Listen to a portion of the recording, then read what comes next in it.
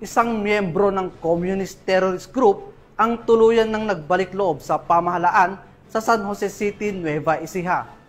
Sa tulong ng mga otoridad, pinili ng dating rebelde na isuko ang kanyang armas at magbagong buhay bilang bahagi ng isinusulong na programang pangkapayapaan ng gobyerno. Ang buong detalye ng balita ni Patrolwoman Janice Bulahaw.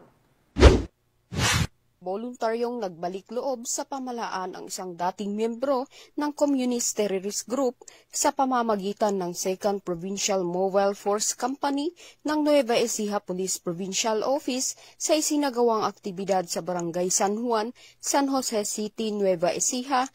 Kinilala ni Police Lieutenant Colonel Wally C. Bitog, Force Commander ng 2nd PMFC, ang sumukong individual sa alias na Kaoman o Jake na nasa hustong gulang, lalaki, isang magsasaka at residente ng Pantabangan, Nueva Ecija.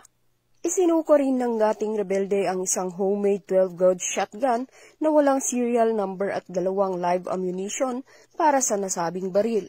Ang kaniyang pagbabalik loob ay isinagawa sa pangunguna ni Police Captain Virgilio S. Bagayas, Operation PCO, katuwang ang iba't ibang station unit ng Nueva Ecija.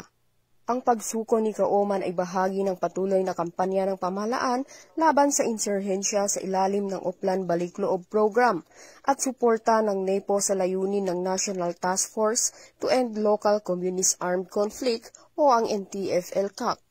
Patuloy ang panawagan ng pambansang pulisya sa direktiba ni PNP Chief Police General Nicolas D. Torre III at ni Police Brigadier General Ponce Rogelio I. Peñones Jr., Regional Director ng Pro-3, sa mga natitira pang kasapi ng CTG na magbalik loob sa gobyerno at tangkilikin ang mga programang tulad ng Enhanced Comprehensive Local Integration Program tungo sa isang mapayapa at maunlad na bagong Pilipinas.